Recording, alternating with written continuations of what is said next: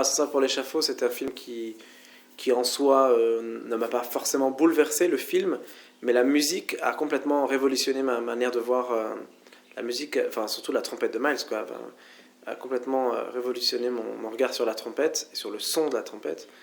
Et donc voilà, ça a longtemps été pas seulement la BO, mais la musique que j'écoutais le plus, c'est ma musique préférée pendant plusieurs longues années. Mon père donnait des cours dans des conservatoires municipaux. Et dans un de ces conservatoires, il y avait un orchestre d'harmonie. Et j'ai joué dans cet orchestre d'harmonie, dans l'Essonne, pendant plusieurs années. Et il y avait plusieurs morceaux d'Ennio Morricone qu'on jouait. Et notamment la musique de le bon, la brute et le truand. Et il y a ces fameuses mélodies qui sont assez dingues. Et les arrangeurs, pour orchestre d'harmonie, ont donné toutes les mélodies principales aux trompettistes quasiment. Et donc il y avait toutes ces grandes mélodies. Moi j'adore. Enfin,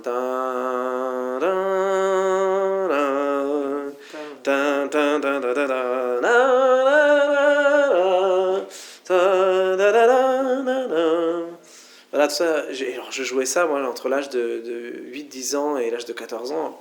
Je mettais toute mon énergie à jouer ça et j'adorais, quoi. Et donc c'est resté aussi, la musique de Morricone est restée bien ancrée comme voilà, musique du cinéma, mais forte, quoi, puissante, intense et tout ça. Quand on fait des concerts, trompettiste, voilà, trompettiste c'est trompettiste, c'est même trompette, c'est même souvent jazz, ouais.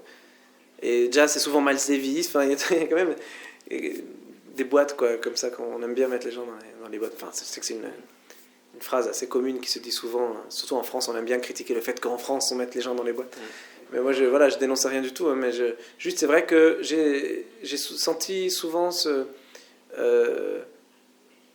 truc de si t'es trompettiste, alors voilà, t'es trompettiste. Ah, donc t'es aussi compositeur et ça. Et en fait, moi, mes albums, je les ai toujours vendus, entre guillemets, hein, je parle pas à l'argent, vendus dans ma manière de les présenter comme des albums de compositeurs, pas de trompettistes. Et j'en mets un peu de temps en temps, parce que j'aime la trompette aussi finalement, mais voilà, la trompette est assez secondaire en fait dans mes compositions la plupart du temps. Alors quand je bosse pour des chanteurs, des chanteuses, ou pour le cinéma, la trompette est presque complètement absente en fait. Je pense vraiment pas que le mariage cinéma et jazz soit aussi naturel que ça. Traduire musicalement une course-poursuite, par exemple, avec le jazz, ben c'est super agréable, c'est faisable et concrétisable avec vraiment un vrai intérêt musical au travail en quoi ça consiste, quoi. Donc il y avait vraiment comme une élaboration musicale souple dans le jazz qui permet vraiment d'aller d'une émotion forte et intense à quelque chose de plus détendu, à d'un seul coup quelque chose de mystérieux, etc. Et on peut vraiment jongler avec ça. Vraiment, le travail de la composition pour le cinéma, même si j'ai toujours été inspiré par ça, et dans mes compositions, dans mes albums, il y a toujours eu un aspect cinématographique très présent et très fort, il y a vraiment un procédé, une manière de penser la musique qui est vraiment très particulière à l'image et qui me plaît beaucoup d'ailleurs. Mais les contraintes sont super enrichissantes en fait, parce que moi demain on me dit, écoute Ibrahim, voilà, je voudrais que tu composes la musique de ce film, mais je voudrais que ce soit une sitar qui joue, point barre. Je veux juste rien d'autre qu'une sitar. Mais moi j'adore ça, l'idée qu'on me demande un exercice de style comme ça, qu'on me demande d'obéir finalement à une esthétique et ensuite de me libérer complètement dedans. Moi j'adorerais en fait, et j'adore ça. Donc la contrainte n'a jamais été une frustration pour moi. La frustration, elle commence là où finalement on va te limiter. Une contrainte, c'est pas forcément une limite, c'est au contraire. Quand je donne des cours d'impro à mes élèves, parce que j'enseigne aussi l'improvisation, je leur dis souvent, quand tu es en train de jouer quelque chose que tu as dans ta tête et que tu fais une erreur, ne prends pas ça comme une erreur, prends ça comme une autre option. Et essaie d'aller ailleurs justement à partir de cette erreur-là. D'abord parce du coup on l'entendra pas, parce voilà, tu nous as avec souplesse amené vers autre chose, même si au départ c'était pas une intention. Et puis ça peut t'amener toi vers une autre idée à laquelle tu n'avais pas du tout pensé au départ. Et j'aime bien ces contraintes-là, ça me pose aucun problème. Et je constate que la musique est de plus en plus en train de devenir la dernière roue du carrosse d'un film. Et je trouve vraiment que c'est une énorme erreur. Bon, évidemment, je prêche pour ma paroisse, mais moi, même avant de penser à faire de la composition de films, quand j'étais plus jeune et tout, quand j'allais voir un film, j'étais autant bouleversé par l'image que par le scénario, que par la musique, et par le jeu, par tout. Enfin, la musique faisait partie vraiment de ces éléments fondamentaux.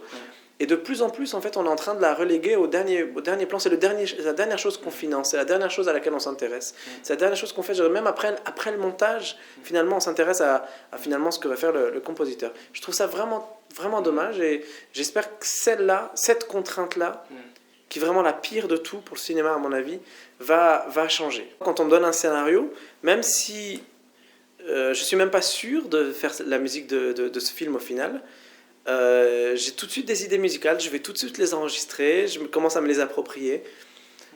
Il arrive malheureusement que finalement les producteurs, par exemple, ne soient pas d'accord avec le réalisateur et du coup le film m'échappe. Et ben moi j'aurais passé, en tout cas j'aurais eu plaisir à au moins vivre ces émotions-là le temps du scénario. Il y a des idées qui viennent au moment du scénario, il y a d'autres idées qui viennent un peu plus tard, il y a d'autres idées qui viennent au moment où on voit les premières images, il y a d'autres idées qui arrivent aussi au moment du premier montage, et puis encore d'autres qui viennent dans les montages suivants.